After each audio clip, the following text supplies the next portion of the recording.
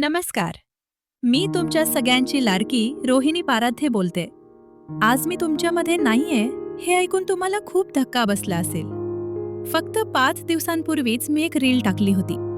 कोणालाही स्वप्नातही वाटलं नव्हतं की ती माझी शेवटची रील असेल. तुम्ही लाखो लोकांनी मला खूप प्रेम दिलं, सपोर्ट केलं. पण मला तुमच्यासोबत जास्त वेळ घालवता आला नाही. तुम्हाला नेहमी वाटायचं की रोहिणीचं आयुष्य किती सुंदर आणि परफेक्ट आहे. सुंदर जोडी, प्रेम, यश, हॉटेल. पण बाहेर जे दिसतं ते नेहमी खरं नसतं. सोशल मीडियावर मी नेहमी हसतमुख दिसायची, पण आतून माझं मन खूप जड आणि दुःखी झालेलं होतं. बऱ्याच दिवसांपासून मी त्रास, एकटेपणा आणि मनातलं दुःख आतल्या आत साठवत होते. बाहेर हसत होते, आत रडत होते. प्रत्येक चमकणारी गोष्ट सोन्याची नसते आणि प्रत्येक हसरा चेहरा आनंदी नसतो.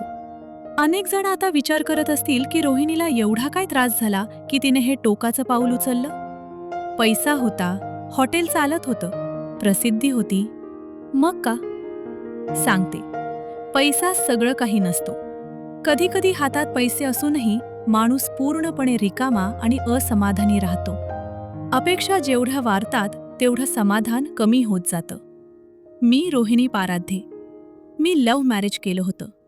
आधी माझं एक लग्न झालेलं होतं. 2 मुलंही होती. पण त्या संबंधातून मी वेगळी झाले. नंतर निलेश पाराध्ये यांच्याशी ओळख झाली. तो सामाजिक कार्यकर्ता आणि स्थानिक पत्रकार होता. आमची ओळख प्रेमात रूपांतरित झाली आणि आम्ही लग्न केलं. हे लग्न आंतरजातीय होतं. माझ्या आईवडिलांना हे लग्न मंजूर नव्हतं. तरीही मी त्यांच्या विरोधात जाऊन हे लग्न केलं. आम्ही सुरुवातीला पुण्यात राहिलो. तिथेच आम्हाला रील्स बनवायचा छंद लागला. नंतर आम्ही गावाकडे परतलो. गावात आल्यावर पोटापाण्याची सोय व्हावी म्हणून आम्ही हॉटेल ग्रामपंचायत नावाचं हॉटेल सुरू केलं. रील्समुळे थोडा फेम मिळाला होता. त्याचा फायदा घेऊन हॉटेल चांगलं चालवायचं असं स्वप्न होतं. पण प्रत्यक्षात सगळं इतकं सोपं नव्हतं. प्रेमविवाहात सुरुवातीचे दिवस खूप छान असतात, पण नंतर वास्तव समोर येतं. घरच्यांचा विरोध, एकटेपणा, आर्थिक ताण, व्यवसायातील कष्ट, कौटुंबिक वाद, सगळं एकत्र येऊन मनावर खूप भार टाकत होतं. बाहेर मी हसत होते, आतून मात्र सगळं सहन करत होते. आता बरेच जण वेगवेगळे तर्क लावत असतील, पण मी फक्त एवढंच सांगते, कोणताही टोकाचा निर्णय माणूस सहजासहजी घेत नाही.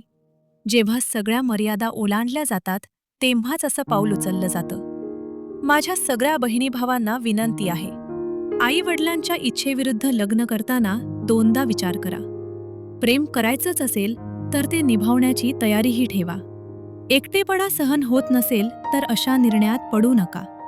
मनात काही त्रास असेल तर जवळच्या माणसांना सांगा, नाहीतर व्यावसायिक मदत घ्या. आर्थिक बोजा इतका घेऊ नका की तो तुम्हाला खाली खेचेल. मानसिकदृष्ट्या मजबूत राहा.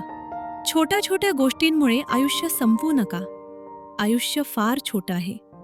कमी कमवा पण आनंदी राहा. चांगल्या नात्यांसोबत, चांगल्या माणसांसोबत जगा.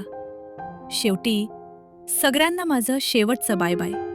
काळजी घ्या, हसत रहा. रोहिणी पाराध्ये.